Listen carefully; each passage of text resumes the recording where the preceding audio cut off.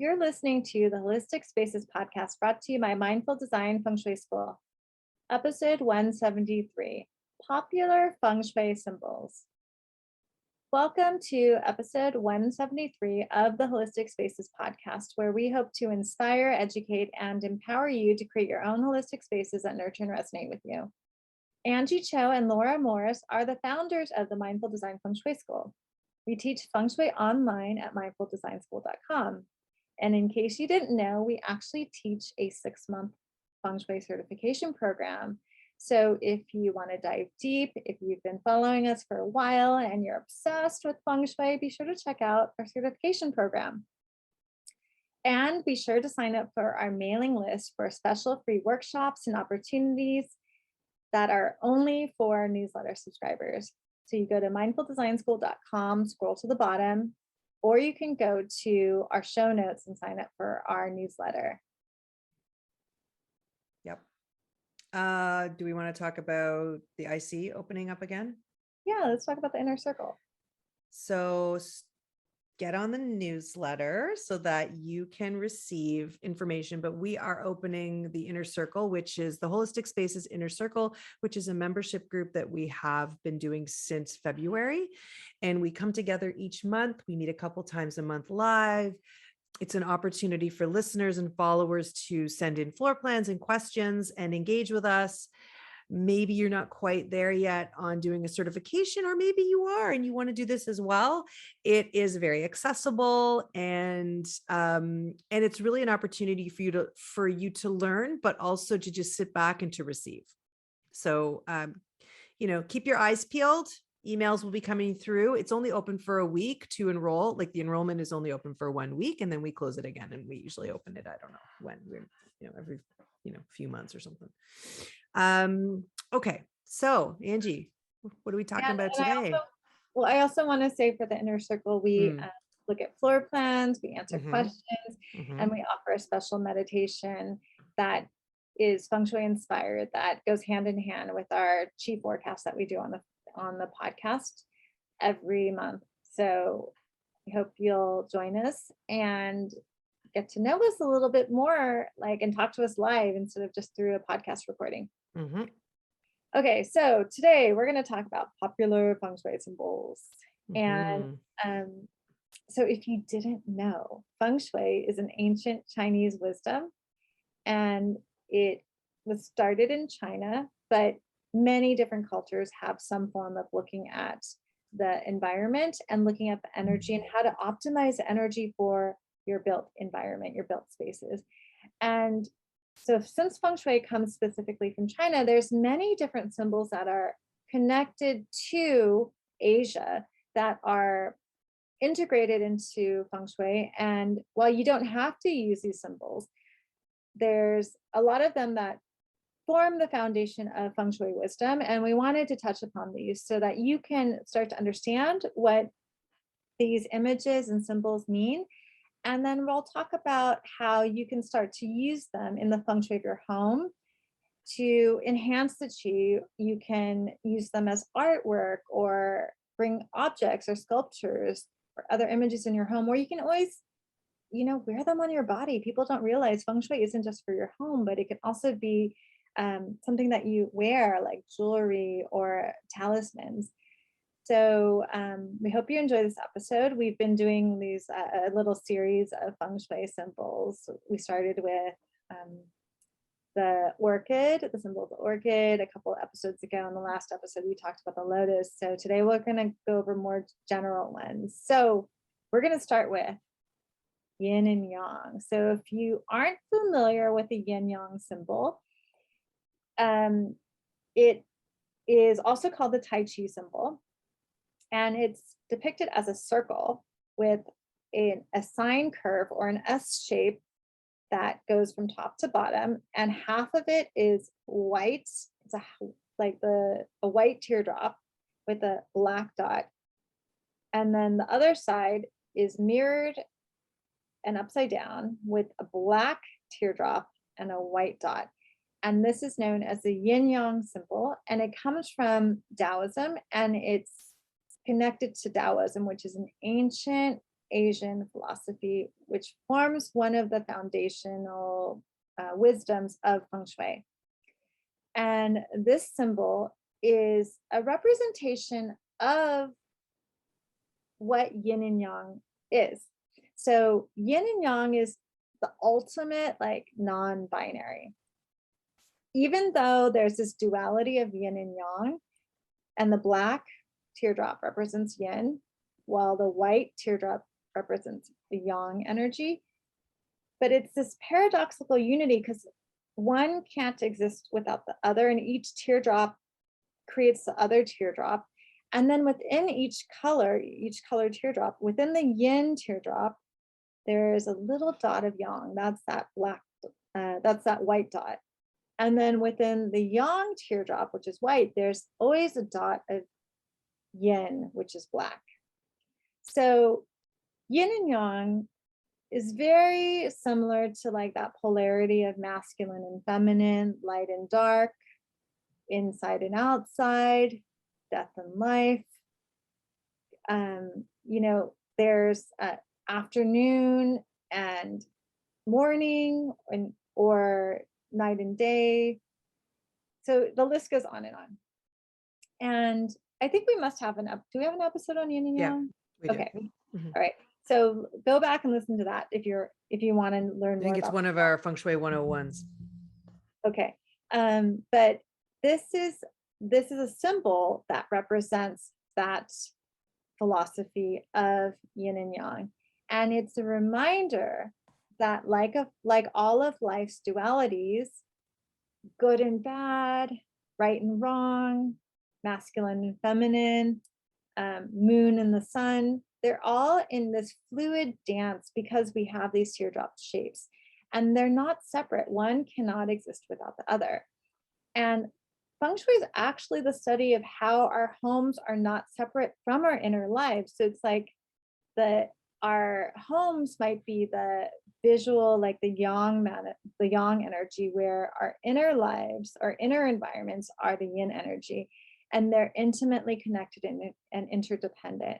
So, so it's really fascinating to really study this symbol and then see how this ties into your fascination and your love of Feng Shui. Okay, next symbol is the Bagua.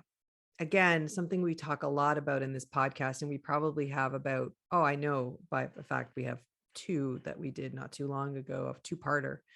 If you want to learn a lot more about the Bagua. Bagua is a Chinese word that translates as 8 directions.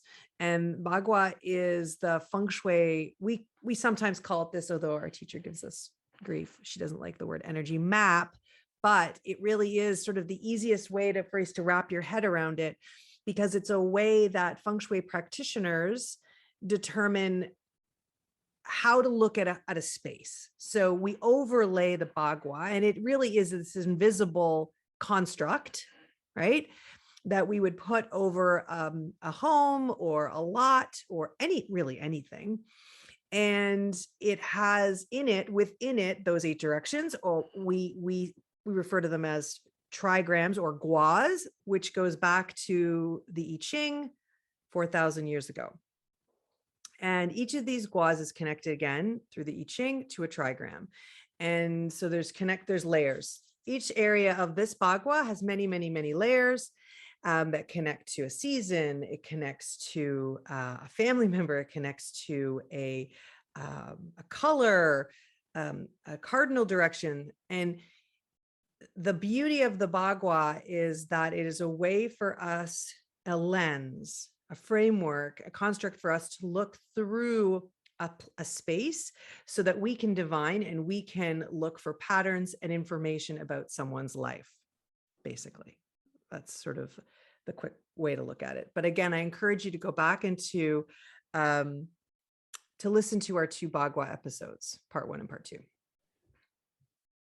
Next is the 4 emblems, also known as the 4 celestial animals. And it sounds very fancy, right? But this is a concept in Feng Shui that goes back to one of the original schools, the form school. And almost all schools of Feng Shui use the four celestial animals in some way. And it's especially related to landforms and land feng shui. And you'll often see this symbol as four protector animals in a diamond formation. So when feng shui was developed, one of the main purposes was to site a home or a city so that it would be safe and protected, and it was going to be located in such a way that um, you wouldn't be you would be protected and not have to have intruders, or you would be safe from attack. And so this is especially important in landform feng shui, but it's also looked at like in, that's maybe the macro, but in the micro, you can also apply this to your interior space. But in general, you'll see this emblem or this symbol as four animals in that diamond formation. And it's also sometimes called the easy armchair position. And so the four celestial animals, the four guardians, or the four celestial emblems, they're these four animals. The black tortoise is in the back or the north direction. The white tiger is to the right or the east. The red phoenix is to the south or the front. And the green dragon is to the left and the west. And so you'll often see this in Asian motifs. Like for instance, when I went to Japan, I found like this beautiful book to collect temple stamps with, I actually found quite a few of them with the four emblems or the four celestial animals. And so I purchased a couple of them. One is really cute, like very like anime, not cheesy anime, but like kind of like a little cute drawing version. And then also like one that was much more like regal looking animals. And so there's a lot of layered meanings to these specific animals: the tortoise, the tiger, the phoenix, and the dragon. And another symbol, which will spin off from there, is the dragon itself. The dragon, the standalone dragon. When you think of many, Asian iconography and imagery, the dragon is, everywhere. And the dragon has meanings in both East and Western cultures, but the Asian dragon, the mythical dragon, is considered benevolent. Don't think of Smog from Lord of the Rings, or from The Hobbit. Think of it as, although the wisdom is there, think of it as benevolent, bringing prosperity, wisdom, protection, incredibly auspicious symbol. Again, as Angie mentioned, the dragon is one of the four celestial animals and the four emblems, and connected with a direction, but as well as with power and magnificence. And overall, the dragon is used for protection and for safety, but the dragon has a layer of kindness, and I always think it as flexibility in a dragon. It's not this there's not this totalitarian kind of dragon overlord thing. It really they have this compassion and this kindness to them. And it's a symbol that is often connected in China with emperor. So anytime you see anything of the emperor, the dragon was there historically. So it has a very long and illustrious history in China. And it's the best. Zodiac. And of course, and it's also Angie's animal symbol. So yes. It's the best. It's the best. Okay. Well, so another very popular feng shui symbol that is also one of the celestial animals is the tortoise. And so in Asia, in the Asian system and in feng shui, we kind of interchange tortoise and turtle. So, it's either one. And they have a meaning of longevity and long life, because turtles and tortoises are known to live a long time. Like I had a turtle in college and they live a long time. I ended up giving it back to the pet store that I got it from, this reptile store. But they live a long time, and they they don't move very quickly. They're very careful and thoughtful. And they're also a representation of deep wisdom, because one of the another foundational wisdom that we use in feng shui is the I Ching. And the I Ching and feng shui are both said to, a lot of the symbols, like the trigrams that Laura touched upon, are said to have arisen from, they came from the back of a tortoise shell, or a tortoise, that his shell, or its shell, their shell, that they came out of the river, and the low river. And there were markings on the back of the tortoise that then were interpreted later into the I Ching, and that relate to the Bagua map. And so they're very auspicious animals, again, that represent longevity, wisdom. And also, if we think about the story of the tortoise emerging from the low river, that this animal, this symbol, is connected to bringing forth wisdom and messages from the natural world to the human world. So you could include imagery of tortoises or turtles in your home to enhance longevity, wisdom, and to invite wisdom and messages from nature to your heart. Next is the carp. And in Asian culture, the carp is actually considered a magical creature, connected with being able to achieve great transformation. There is stories of the carp that overcoming obstacles. And for instance, the carp was able to swim upstream and leap over the dragon's gate and transform itself into a dragon. So because of that, carp are actually really large fish that are, kind of look like ginormous goldfish. But, we can bring this same kind of auspicious energy and symbolism using a goldfish, again, much smaller, much more manageable, or even koi, similarly in a pond, or if you have a water feature, to remind us of being able to face our potential difficulties and to welcome positive transformation.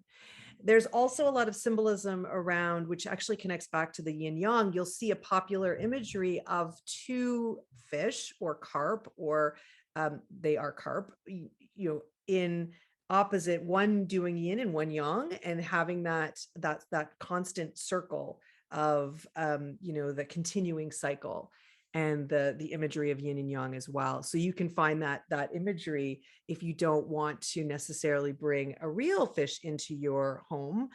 And also just having, there's also many images and watercolor paintings of 8 or 9, and usually it's 8 goldfish and 1 black fish. So you'll see lots of imagery around the carp and goldfish and koi, and knowing that it in its foundation, it really is about a positive transformation and overcoming difficulties. Next, we have the symbol of the 12 zodiac animals. So you're all hopefully you've been listening to us for a long time, and you know about the 12 zodiac animals in the Asian system. And this, like for instance, this year we are in the year of the tiger. And you can also look at each individual zodiac animal as a symbol, or you can also look at the group of all 12 zodiac animals as a symbol. Like for instance, I have a little set of all 12 zodiac animals on a red string that are strung together. I also have a set of 12 zodiac animals, each individual these little figurines, and together they can represent a harmony between all of the different personality types, all the different energies, all the diversity in the world, or that we interact with in our human realm. And that said, each individual animal represents different energies as well, right? So we touched upon one of them earlier, the dragon, right? So that dragon has its own energy. But Laura, for instance, the rat, that has its own energy. And we talk about that every year at around Chinese New Year. And you might start to be familiar with the energy of your own animal year, and also the energy of the current animal year. So if you're not familiar, be curious, go check out our episode about the tiger. And so a couple ways to work with the entire Chinese zodiac, all 12 animals, is to one, you can bring in like all the animals like in one cohesive way, like get an image with all 12 animals, or get some kind of representation of all the 12 animals. And that will symbolize harmony with all of these different energies, all these different possibilities, all these embodiments that we interact with and encounter as humans. And also to appreciate that. And another way, if you want to dive in deeper, again, is to look at your own zodiac animal by your year of birth and start to reflect upon those qualities. And also maybe start to look at each one individually. Like, again, start with maybe the current year animal, which this year is the tiger.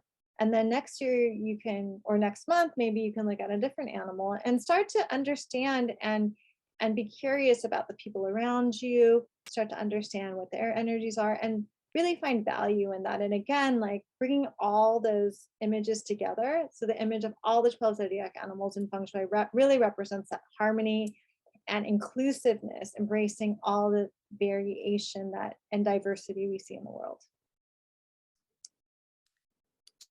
And the last group of symbols, because it's a pretty big one and there's lots of different variations in it, is flowers. And in Feng Shui, flowers symbolize impermanence, because again, they're cut. And so as soon as they're cut, they start to die. But there's beauty in that.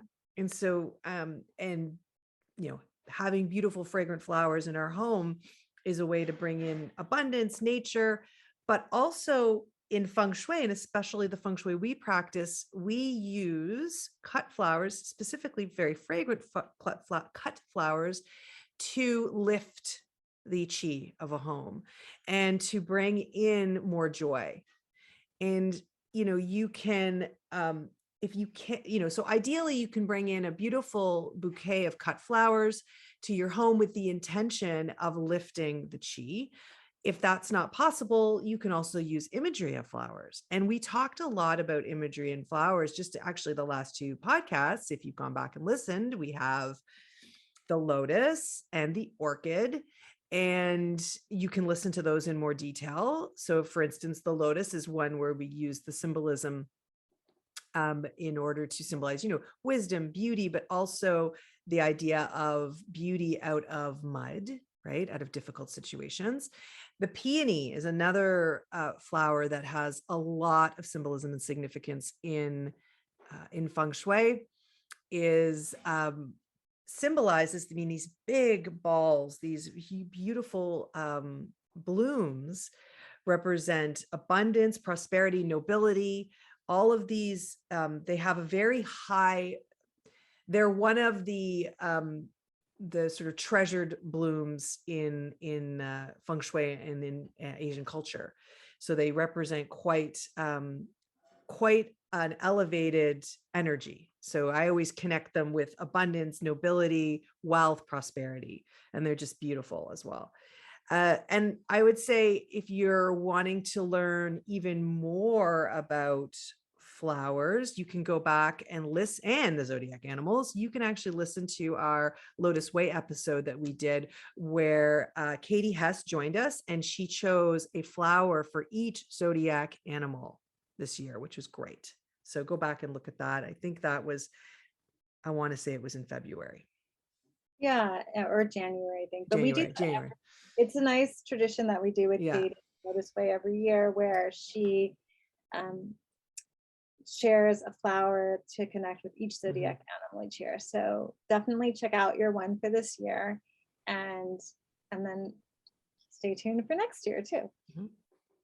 So we hope you enjoyed learning about all of these popular feng shui symbols and invite you to be curious about one of them. Look at how you can invite them into your home or life by bringing the imagery into your home. If something resonates with you, explore the imagery, research more, or like even you can wear it on your body like through jewelry. Or you can doodle it. Like you're only limited by your imagination. So thank you so much for listening to this episode of the Holistic Spaces podcast. You can tune in every Monday for a new episode. If you like our podcast, please share it with others, subscribe, leave a review, and please support the podcast by checking out our Feng Shui certification course. We have a 6-month, 100-hour Feng Shui certification course that we do twice a year. And we also offer mini courses, and we have an exclusive membership called the Inner Circle.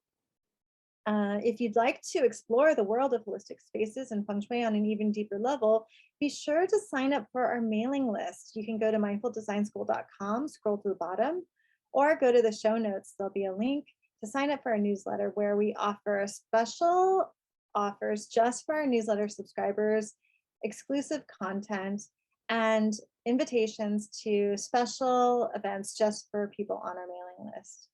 Thank you so much, and we will see you next week.